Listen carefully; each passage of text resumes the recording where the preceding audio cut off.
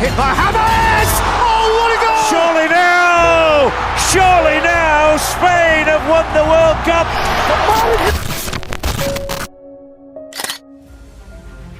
በአሁኑ ጊዜ የፊፋ የዓለም ዋንጫ በዓለም ላይ ትልቁ የስፖርት ዝግጅት ነው።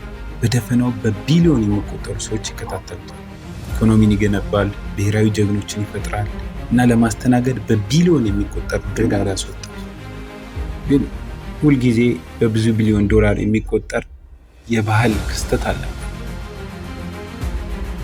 እንዲያውም ለመጀመሪያ ጊዜ ሲጀመር የአውሮፓ ዋና ቡድኖች እንኳን ለመታየት ፈቃደኛ ነበሩ። ተጫዋቾች በመደበኛ መርከቦች ላይ በውቅያኖሶች ውስጥ መጓዝ ነበረባቸው። ዛሬ በኡራጓይ ውስጥ ከነበረው አደገኛ የ13 ቡድን ሙከራ ጀምሮ እስከ ዛሬ የምናየው ግዙፍ የ48 ቡድን ዓለም አቀፍ ፌስቲቫል ድረስ የፊፋ የዓለም ዋንጫ ዝግመተ ለውጥ እንመለከታለን። ከ1930 በፊት ኦሎምፒክ የዓለም አቀፍ እግር ኳስ አናት ነበር። ነገር ግን የፊፋ ፕሬዝዳንት ጁልስ ሪሜት ከኦሎምፒክ ኮሚቴ ሙሉ በሙሉ ነፃ የሆነ ውድድር እንዲካሄድ ፈልገው ነበር።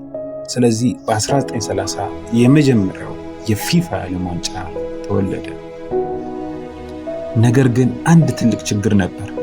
ፊፋ ኡራጓይን እንዳስተናጋጅ መርጣለች።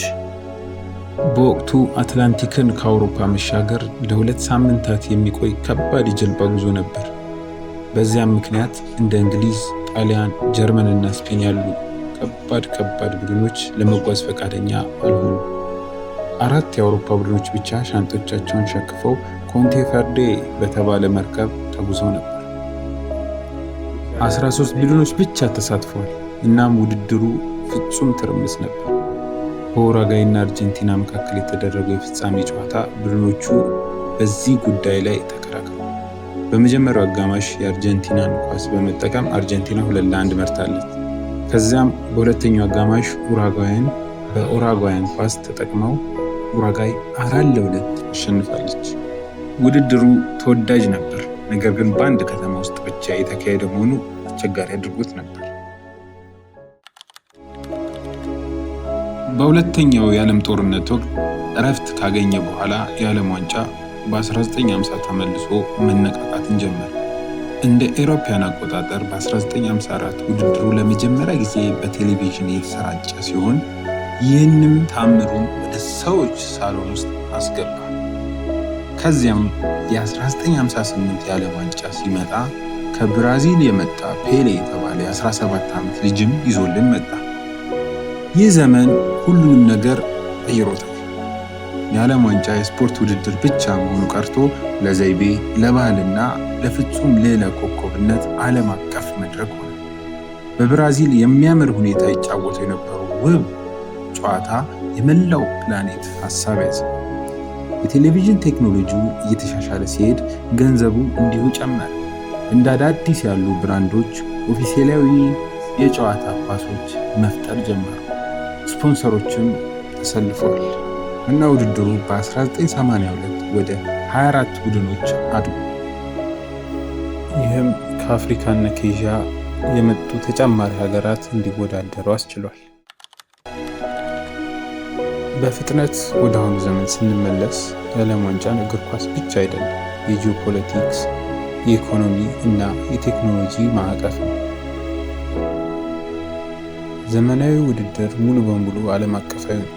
የ2026ቱ በ3 አስተናጋጅ ሀገሮች እነሱም ካናዳ፣ ሜክሲኮ እና ዩናይትድ ስቴትስ ውስጥ 48 ቡድኖች ያቀፈ መሆኑ በሰፊ መስፋፋቱን ያሳያል። ተጫዋቾች መደበኛ መርከቦችን ከመውሰድ ወደ ግል የቅንጦት ጄቶች የሚበሩ ቡድኖች ተሸጋግረናል። ከመሰረታዊ የቆዳ ኳሶች ወደ ዳኞች ለመረዳት በሰኮንድ 5000 ጊዜ መረጃን የሚከታተሉ የእንቅስቃሴ ዳሳሾች የተገጠሙ ስማርት ኳሶች ተሸጋግረናል።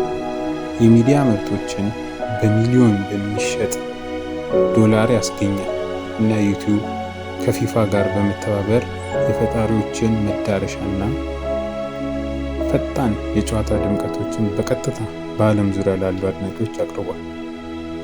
13 ሀገሮች ጀምሮ የተለበጠ የቆዳ ኳስ ላይ እስከ 48 ቡድኖችን ያቀፈ ባለብዙ ቢሊዮን ዶላር ቲያትር ድረስ የመላው ፕላኔት አንድ የሚያደርግና የሚከፋፍል ትርኢት ድረስ ይህ የፊፋ የዓለም ዋንጫ አስደናቂ ጉዞ ነው።